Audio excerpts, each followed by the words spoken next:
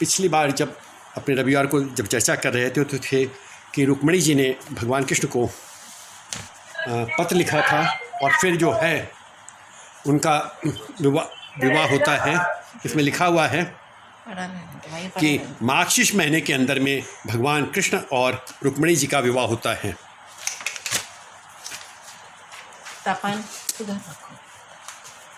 इसके पश्चात रुक्मिणी जी के गर्भ से प्रद्युम्न जी का जन्म होता है। प्रद्युम्न जी कामदेव के अवतार हैं और वो पर जैसे ही प्रद्युम्न जी का जन्म होता है, शंबासुर नामक राक्षस उनको उठा के ले जाता है और वे प्रसूति गृह से ही गायब हो जाते हैं। वहाँ एक मत्स्य है उनको निगल लेता है और उसके पश्चात मत्स्य के गर्भ से निकल के शंबाकुशुर के पाकशाला में आते हैं। वहाँ बालक के रूप में वो रहते हैं और उनकी जो कन्या रहती हैं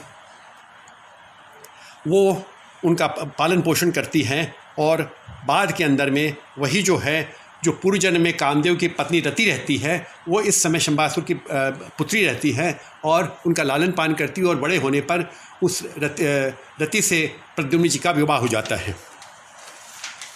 इस प्रकार ये प्रद्युम्न जी के और उनके जीवन की घटनाएं हैं।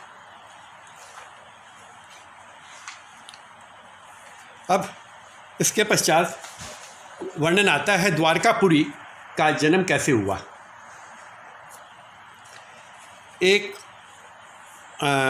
शर्याती नामक के राजा थे, उनके 3 पुत्र थे और उन 3 पुत्रों उन्होंने सारी पृथ्वी जो है अपने जीवन काल के अंत में अपने 3 पुत्रों में वितरित कर दी थी। पर उनके एक पुत्र था अनर्थ। उसने कहा यह सारी पृथ्वी आपकी नहीं है, आप इसको बला बांटने वाले कौन होते हैं। तो जो उनके पिता हैं वो नाराज़ हो गए और उसे कहते हैं कि जा तुमको जहाँ पृथ्वी मिलती है तू वहाँ से ले ले, तुमको मैं अपने राज्य का हिस्सा नहीं दूंगा। वो कहते हैं जहाँ तक मेरा राज्य वहाँ तक की भूमि पर तुम निवास मत करो। तुम जिन सर्व सहायक श्री कृष्ण की आराधना करते हो वे भगवान क्या तुम्हारे लिए कोई नई पृथ्वी बना देंगे।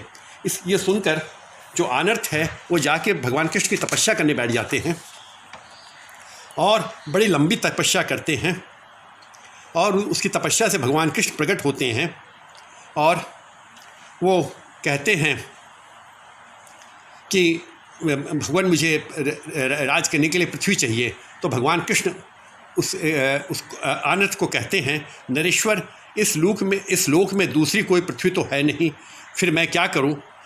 पर मैं तुम्हारी भक्ति से संतुष्ट हूं, अतः अपनी बात सत्य करने के लिए तुम्हें अपने दिव्य लोक बैकुंठ धाम का 100 योजन लंबा चौड़ा भूखंड लाकर यहाँ स्थापित करता हूँ। और श्री कृष्ण ने बैकुंठ से 100 योजन विशाल भूखंड उखाड़ कर मंगवाया और भयंकर शब्द करने वाले समुद्र में सुदर्शन चक्र की नींव बनाकर उसी के ऊपर उस भूखंड को स्थापित कर दिया।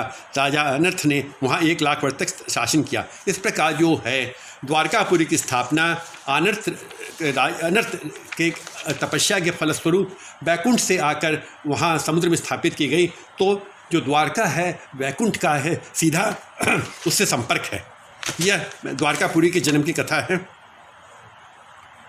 फिर इसमें प्रभास क्षेत्र वो उसी के पास में है। प्रभास क्षेत्र की पावनता का वर्णन है कि सिंह राशि में बृहस्पति के रहते गोदावरी में, कुंभगत बृहस्पति के होने पर हरिद्वार में, सूर्य ग्रहण के समय कुरुक्षेत्र में, चंद्र ग्रहण के अवसर पर काशी में जो पुण्य मिलता है और दक्ष के शाप से राजयक्ष्मा रोग ठीक हो गया चंद्रमा के कारण, वैसा ही प्रभास क्षेत्र में स्नान करने से पुण्य मिलता है।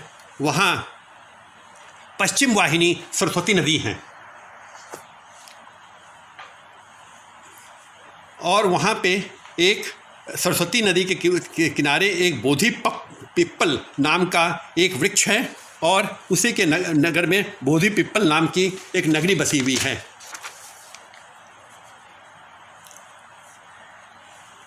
और वहाँ द्वारका के बारे में लिखा हुआ, द्वारका में गोमती और समुद्र के संगम सब तीर्थों का राजा है, जिसमें स्नान करके मनुष्य सीधा वैकुंठ धाम को प्राप्त कर लेता है।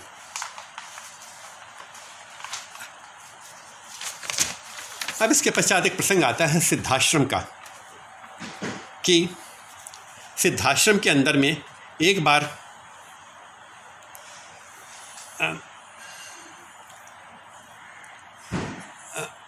हाँ, सिद्धाश्रम में जो हैं ये राधा जी स्नान करने का विचार करके सिद्धाश्रम जाती हैं, और उसी समय पूरा यादव कुल भी वहाँ पे स्नान करने के लिए, तीर्थ एक बड़ा तीर्थ था, उसका महत्व है, वहाँ सब आते हैं। और भगवान कृष्ण अपने सारे रनिवास के साथ वहाँ जाते हैं। वहाँ पर जब यदुकुल पहुँच जाता है तो रानियाँ जो हैं कहती हैं, हमने सुना है कि तुम्हारी ब्रजवासिनी प्रियतमा राधा यहाँ आई हुई हैं, हम उन्हें देखना चाहती हैं। सुना है वो तुम्हारे वियोग से में सदा खिन्न रहती हैं और यहाँ स्नान के आई हुई हैं। भगवान कृष्ण कहते ठीक है। और वहाँ पर फिर उसी वहीं पे जब ये भगवान कृष्ण और राधा जी का वहाँ परस्पर मिलन होता है, और फिर राधा जी कहती हैं आज मेरा जन्म सफल हो गया, आज मेरी तपस्या का फल मिल गया, श्री हरे तुम आ गए हो, आज मेरा धर्म कर्म सफल हो गया। और फिर भगवान का वो चरित्र चिंतन करने लगती हैं। और उस समय फिर जो है जो भगवान कृष्ण की 8 पटरानियाँ थीं, उनके नाम हैं रुक्मणी, जाम्बवती, सत्यभामा, सत्या, भद्रा, लक्ष्मणा, कालिंदी, मित्रविंदा, और ये सारी की सारी जो हैं रानियाँ वो आकर राधा जी से मिलती हैं। और राधा जी इन भगवान की 8 रानियों को कह रही हैं, बहनों जैसे चंद्रमा एक है किंतु उससे स्नेह रखने वाले चकोर बहुत हैं, जैसे सूर्य एक है किंतु उन्हें देखने वाले दृष्टियाँ बहुत हैं, उसी प्रकार भगवान श्री कृष्णचंद्र एक हैं किंतु इनमें भक्ति भाव रखने वाली हम सब बहुत सी स्त्रियाँ हैं। जैसे कमल के प्रभाव को भ्रमर जानता है तथा रत्न के प्रभाव को उसको परख करने वाली जौहरी जानता है, जैसे कि विद्या के प्रभाव को विद्वान और काव्य के प्रभाव को कविंद्र जानता है, जैसे सहस्त्रों मनुष्यों के होने पर भी रस के प्रभाव को केवल रसिक जानता है, उसी प्रकार हे राजकुमारियों इस भूतल पर श्री कृष्ण के प्रभाव को यथार्थ रूप से सिर्फ उनका भक्त ही जान सकता है। 8 पटरानियों में सबसे बड़ी ज्येष्ठ थी रुक्मणी जी। रुक्मणी जी कहती हैं, श्री राधे वृषभानु नंदिनी आप धन्य हो, तो आपके भक्ति भाव से ये कृष्ण सदा आपके वश में रहते हैं। और फिर वो रुक्मणी जी कहती हैं, राधिका जी आप हमारे शिविर में चलिए। और वो उनके कहने से, रुक्मणी जी के कहने से वो उनके शिविर में आ जाती हैं। मुझे क्या पता, उनके शिविर में आ जाती हैं। अब वहाँ पे वो उनसे मिलती हैं, बातचीत होती है, फिर रात को वापस अपने शिविर में चली जाती हैं। और रात्रि के समय रुक्मणी जी जब भगवान कृष्ण के पास पहुँचती हैं तो देखती हैं कि भगवान सो नहीं रहे हैं। रुक्मणी जी पूछती हैं, स्वामिन आप सो क्यों नहीं रहे हैं? भगवान कहते हैं रुक्मणी जी को, शुभ्रे तुमने अगवानी करके विनयपूर्वक प्रेम भरी बातें सुनाकर आश्वासन देकर ब्रजेश्वरी श्री राधा की भली भांति पूजा की है, और तुमने पर एक बात का ध्यान नहीं दिया। राधा प्रतिदिन सोने से पहले उत्तम दूध पिया करती हैं, किंतु सुंदरी आज श्री राधा ने दुग्धपान नहीं किया है अभी तक। महामते जब तक वो दुग्धपान नहीं करती हैं राधा को नींद नहीं आती है, और जब तक राधा को नींद नहीं आएगी जब तक मुझे भी कैसे नींद आ सकती है। रुक्मणी ये बात सुनकर अब सभी रानियों को साथ लेकर बड़े आदर के साथ श्री राधा जी के साथ फिर जाती हैं। सोने के कटोरे में मिश्री से मिलाया हुआ गरम गरम दूध डालकर राधा जी को दे देती हैं और राधा जी उसे पी लेती हैं और फिर उनको पान का बीड़ा देती हैं और पान का बीड़ा खिलाकर दूध पिलाकर वापस शिविर में लौट के आ जाती हैं। श्री कृष्ण के समीप आकर शुभ स्वरूपा श्री रुक्मिणी अपने द्वारा की गई दूध पहुंचाने वाली पिलाने की बात बताती हैं और भगवान की पैर दबाने लगती सेवा पैरों की सेवा करना चालू कर देती हैं।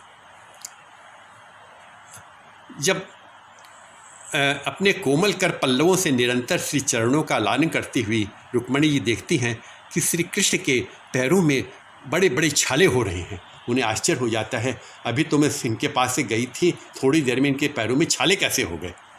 उन्होंने पूछा, प्रभु भगवान कृष्ण को, आपके चरण तलों में छाले कैसे उभर आए? भगवान, या आज ही उभरे हैं, मैं नहीं जानती, इसका कारण क्या है? तब श्री हरि ने राधा की भक्ति को प्रकाशित करते हुए कहा, भगवान बोल रहे हैं, श्री राधिका के हृदयारविंद में मेरा चरणविंद सदा विराजमान रहता है। उनके प्रेम पाश में बंधकर वह निरंतर वहीं रहता है। कभी निमेष मात्र के लिए भी वह उनके हृदय से अलग नहीं होता है। आज तुम लोगों ने कुछ अधिक गर्म दूध पिला दिया है। वह दूध मेरे पैरों पर पड़ा और उससे मेरे पैरों में छाले पड़ गए हैं। तुम सबने उन्हें थोड़ा गर्म दूध अधिक दिया, इसके कारण यह हुआ, ये छाले पड़ गए हैं। तो इस प्रकार जो हैं राधा जी के हृदय में कृष्ण के जो चरण हैं नित्य अनंत काल से नित्य ऊपर रहते हैं। भगवान के हृदय पे भृगु जी के चरण पद रहते हैं, पर हृदय के अंदर में राधा जी के चरण विराजते हैं। चाहे वो रुक्मिणी जी हों, चाहे कोई हो, और किसी के चरण भगवान के हृदय में नहीं विराज सकते हैं। ये उनकी भक्ति की पराकाष्ठा है कि गर्म दूध के कारण भगवान के हृदय के अंदर छाले पड़ गए, पैरों में छाले पड़ गए। अब वहीं पर फिर वहाँ पर सब यदुवंशी भी हैं, राधा जी भी हैं। तो पटरानियाँ भगवान को बोल रही हैं, श्याम सुंदर, तुम में प्रेम लक्षणा की भक्ति रखने वाली गोप सुंदरियाँ धन्य हैं। जो रास रंग में सम्मिलित हुई थी, उन सब के तप का क्या वर्णन हो सकता है। प्रभु, यदि तुम हमारी प्रार्थना स्वीकार करो तो वृंदावन में तुमने जिस विधि से रास रचाया था, उसी विधि को हम देखना चाहती हैं। तुम यहीं हो, श्री राधा यहीं विराज रही हैं, संपूर्ण गोप सुंदरियाँ यहीं हैं, तो ये रास हमें भी दिखाइए।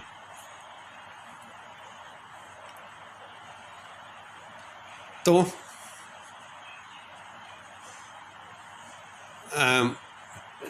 वो जाके राधा जी को पूछती हैं। राधा जी कहती हैं, सत्पुरुषों पर कृपा करने वाले परम रासेश्वर श्याम सुंदर के मन में यदि रास क्रीड़ा की अभिलाषा हो तो यहाँ रास हो सकता है। और फिर वहाँ पे वैशाख महीने की पूर्णिमा, वैशाख की पूर्णिमा को उस शुभ एवं पूर्ण तीर्थ सिद्धाश्रम में जब रात्रि का प्रथम प्रहर हुआ, चंद्रमा की चांदनी सब और फैल गई, तब रास क्रीड़ा आरंभ हुई। अब पुनः रास हो रहा है। रासेश्वर के साथ रास का आनंद प्राप्त करने के लिए रासेश्वरी से राधा तैयार हो गई। उनके साथ रसिक शेखर श्याम सुंदर रास स्थली में उसी तरह सुशोभित हो रहे थे जैसे रति के साथ रतिपति मदन प्राप्त होते हैं। फिर वो पूरा रास हो जाता है तो उसे देखकर जो रानियां हैं भगवान की, वह कहती हैं, महादेवेश्वर, ऐसा रास तो वृंदावन में भी नहीं हुआ होगा जैसा ये सुंदर आज रास हुआ है। तो भगवान कहते हैं, यह रास बहुत सुंदर है, पर यह कितना सुंदर है वृंदावन से, इसका तुम राधा से पूछो। तो रानियाँ राधा जी के पास जाती हैं तो राधा जी कहती हैं, सखियों, बहुत सी सुंदरियों से भरा हुआ यहाँ का रास भी बहुत अच्छा रहा है, परंतु पहल वृंदावन में जो रास हुआ था उसके समान यह कदापि नहीं है। यहाँ वह दिव्य वृक्ष, लताओं से व्याप्त, प्रेम के भार से झुकी हुई लता वल्लरियाँ, मधुपन से सुशोभित वृंदावन कहाँ है? पुष्प सभों के फूलों की छाप कहाँ है? पद्म वनों से व्यास यमुना नदी कहाँ है। इस प्रकार जो वृंदावन की चीज़ थी वो यहाँ कहाँ है। वो वृंदावन का रास तो वृंदावन का रास है, वो कितनी ही पुनरावृत्ति हो वो चीज़ यहाँ नहीं आ सकती है। फिर अंत में कहती, जहाँ की जो लीला है वह वही शोभा पाती है, जहाँ वृंदावन नहीं है वहाँ मेरे मन को कुछ भी सुख नहीं मिलता। इस प्रकार यह रानियों का और राधा जी का ये संवाद का ये प्रसंग यहाँ समाप्त हो जाता है और राधा जी की परम भक्ति का एक स्वरूप यहाँ प्राप्त होता है। इसके पश्चात एकदम सारा प्रसंग बदली हो जाता है। द्वारका जी के अंदर में राजा उग्रसेन के राजसभा बैठी हुई है। वहाँ एक बार उनके उग्रसेन महाराज के माने जो भगवान कृष्ण के नाना हुए और कंस के पिता, वे उनके मन में आया कि मुझे राजसूय यज्ञ करना चाहिए। ये उग्रसेन द्वारका जी में राजसूय यज्ञ कर रहे हैं। ये श्रीमद् भागवत में इसका कोई उल्लेख नहीं है और भी सामान्य पुराणों में उल्लेख नहीं है। यह भी जैसा कहा कि गर्गाचार्य जी की कल्पना है कि वो राजसूय यज्ञ का मानस बनाते हैं। तो भगवान कहते हैं कि भाई ठीक है, अवश्य कीजिए महाराज, और इसके लिए उचित होगा ये पान का बेड़ा रखिए और जो पान का बेड़ा उठा ले वही इस राजसूय यज्ञ के घोड़े की रक्षा के लिए आगे बढ़ेगा। उस प्रकार पान का बेड़ा रखा गया सभा के अंदर में और तब रुक्मिणी नंदन प्रद्युम्न ने वो पान का बेड़ा उठा लिया कि मैं अश्व की रक्षा करूँगा। और फिर वो जो है अश्वमेध यज्ञ का घोड़ा चलता है और वो सारे भारत के अंदर में बड़ी लंबा वर्णन है। अलग अलग राज्यों में जैसे जाता है, उत्तर भारत से दक्षिण भारत तक सारा भौगोलिक वर्णन आ जाता है। वो मैं उसको बड़ा छोड़ देता हूँ यहाँ पे, बड़े संक्षेप में उसके कुछ अंश लेता हूँ। वो भौगोलिक वर्णन यहाँ नहीं कर रहा हूँ। वो जब अश्व के पीछे प्रद्युम्न जा रहे हैं, मैं खाली बता दूँ, भगवान कृष्ण के पुत्र थे प्रद्युम्न, प्रद्युम्न के पुत्र थे अनिरुद्ध, और संकर्षण माने जो बलराम जी जो हैं, तो संकर्षण, प्रद्युम्न और अनिरुद्ध ये तीनों भगवान के अंशावतार माने गए हैं, जैसे चतुर्भुज भगवान के रूप में माने जाते हैं। तो प्रद्युम्न जी जब जगह जगह भारत में भ्रमण कर रहे हैं अश्व के साथ में, तो एक बार अगस्त्य ऋषि के आश्रम में पहुंचते हैं। तो अगस्त्य ऋषि हैं, वो प्रद्युम्न जी की स्तुति कर रहे हैं, कह रहे हैं, रुक्मिणी नंदन तुम साक्षात परिपूर्णतम भगवान श्री कृष्ण चंद्र के पुत्र हो, तथापि मुझसे प्रश्न करते हो। वो कुछ ज्ञान की बात, गीता के ज्ञान की बात, गीता में जिस प्रकार ज्ञान दिया गया है वो प्रश्न पूछते हैं, तो उसी का उत्तर दे रहे हैं। प्रभु, जैसे भगवान श्री हरि ने लोक संग्रह के लिए कर्म करते हैं, उसी प्रकार तुम भी कर्म करते हो।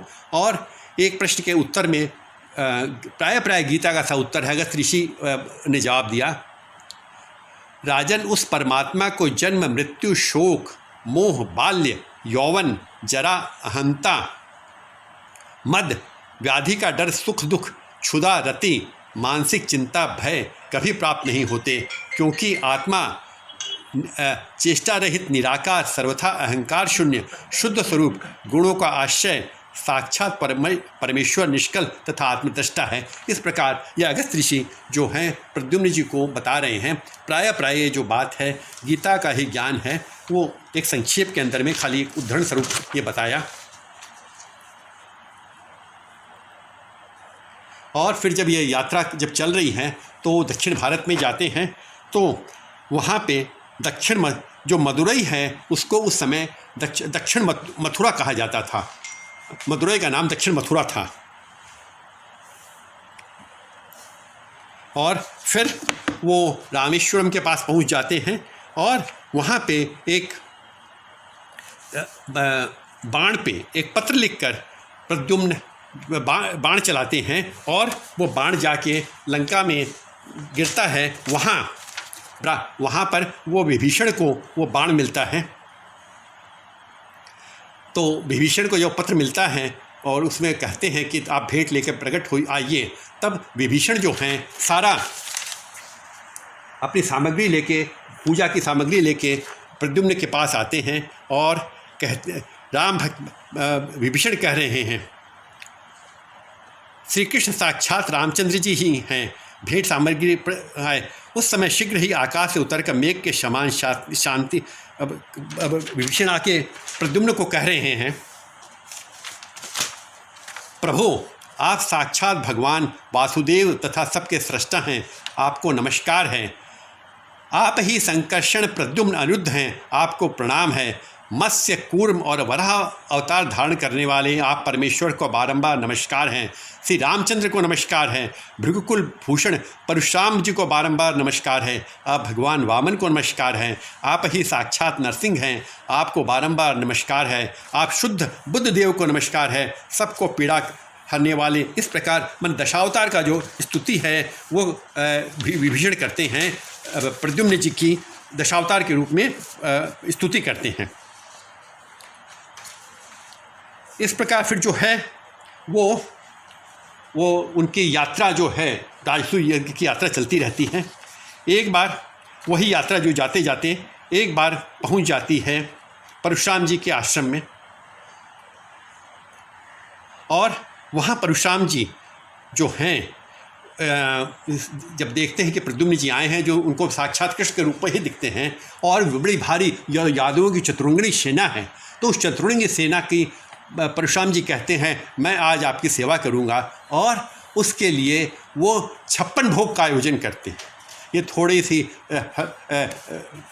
हल्की बात है, बट 56 भोग अपने बड़ा महत्वपूर्ण मानते हैं। तो संस्कृत के अंदर में वो पूरी की पूरी 56 भोग की पूरी सूची दी हुई है। उस सूची के कुछ अंश बताता हूँ जो उस संस्कृत में उस समय के नाम थे, और आज के संदर्भ में वो क्या क्या आइटम वह वस्तु क्या हैं। सामान्य बात है, दाल भात आदि तो अवले का मतलब होता है चटनी। फिर एक क्षु भिक्षिका माने चीनी के बने हुए राब। फिर त्रिकोणाकार मिष्टान्न जो मतलब होता है गुजिया। फिर मघु शीर्षक जिसको कहते हैं आज घेवर। फिर उपरिष्ट माने पूड़ा जिसको बोलते हैं। साधु कुंडलिका माने जलेबी। गोधम परिखा माने खाजा। शक्तिका माने शक्तिवर्धक पेय जिसको आजकल इम्यून बूस्टर कहते हैं। सुविराम्ल माने खट्टी कांजी। सुधा रस माने मीठा रस, मीठा शरबत। इस प्रकार ये पूरी की पूरी लंबी सूची है 56 भोग की। इसके अतिरिक्त फल, नाना प्रकार के हलवे, नमकीन पदार्थ, कसैले, मीठे, ये 56 भोग सारा का सारा परशुराम जी उनकी सेना को देते हैं। फिर एक जगह फिर कोई कृष्ण भगवान का प्रसंग आता है, तो हाँ वहीं कहते हैं श्री कृष्ण सदा भक्तों के पीछे चलते हैं। अपने भक्त जनों के पीछे चलते हुए भगवान परमात्मा श्री कृष्ण उनके प्रति अपनी रुचि, अपना अनुराग सूचित करते हैं और समस्त लोगों को पवित्र करते हैं। इसलिए भगवान मुकुंद अतिशय भजन करने वाले लोगों को मोक्ष तो देते हैं, परंतु उत्तम भक्ति योग कदापि नहीं देते हैं। जो भजन नहीं करते हैं उनको भगवान मोक्ष दे देते हैं, पर भक्ति योग नहीं देते हैं। इस प्रकार ये प्रद्युम्न जी के प्रसंग के अंदर में अलग अलग प्रसंग आते रहते हैं। फिर वो एक स्थान पर पहुंचते हैं। यह उस शहर का नाम है रंगवल्लीपुर। तो वहाँ पे वो प्रद्युम्न जी पूछते हैं एकदम इस शहर का नाम नया है, ये क्या है। तब एक सुबाहु नाम के व्यक्ति रहते हैं, वो बताते हैं पूर्व काल में देवताओं और असुरों ने मिलकर क्षीर सागर का मंथन किया था। उसमें 14 रत्न मिले थे। फिर उस सागर से अमृतपूर्ण मनोहर कलश निकला। उस कलश को साक्षात कमल नयन श्री हरि माने विष्णु भगवान ने दोनों नेत्रों से देखा। उनके नेत्र से हर्ष के आंसू की एक बूंद उस कलश में गिर पड़ी। उससे एक वृक्ष के उत्पन्न हुई जिसे तुलसी कहते हैं। भगवान विष्णु ने उस वृक्ष का नाम रंगवल्ली रखा और उसी वृक्ष से यह पूरा नगर बसा हुआ है। इसलिए इस नगर का नाम रंगवल्लीपुर है। माने अमृत कलश में भगवान की अश्रुबिंदु के गिरने से तुलसी के का उसको रंगवल्ली कहते हैं, उससे रंगवल्लीपुर हुआ। अब वो इसी तरह प्रद्युम्न जी की सेना चल रही है और उसमें जो 8 पटरानियाँ हैं उनके सभी के पुत्र थे। जैसे तो इसी प्रकार सत्यभामा जी के जो 8 पुत्र हैं उनके नाम आते हैं भानु, सुभानु, स्वरभानु, प्रभानु, भानुमान, चंद्रभानु, वृद्धभानु, अतिभानु, श्रीभानु और प्रतिभानु। ये सत्यभामा जी के 8 पुत्र थे। और देखेंगे चूँकि भामा नाम है तो उनके 8 पुत्रों का नाम भानु से ही संबंधित है।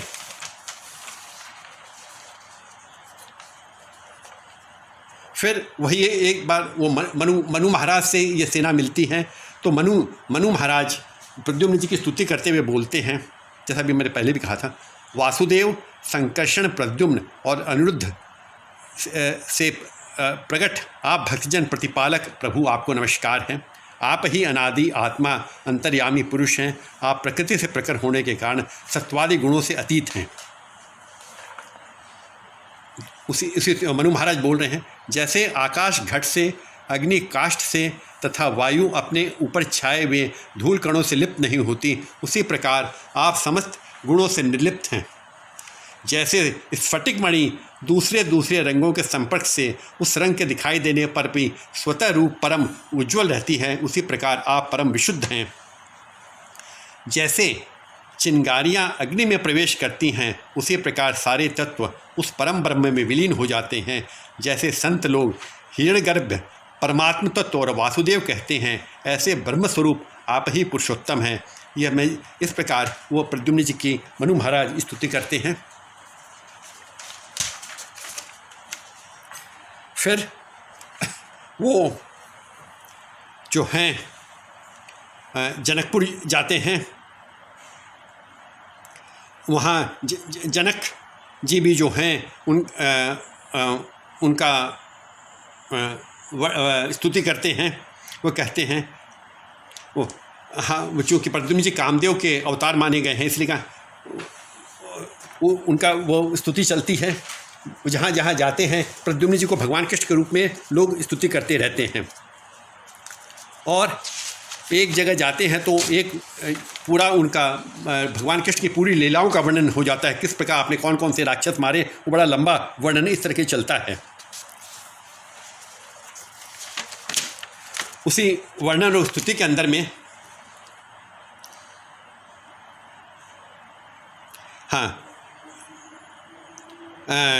भगवान के कामदेव के रूप में इनका वर्णन करते हैं।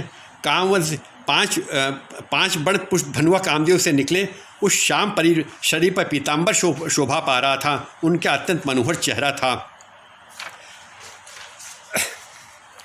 अब वो इसी प्रकार वो जो सेना आगे चलती रहती है और फिर ईला वृक्ष तक पहुँचते हैं।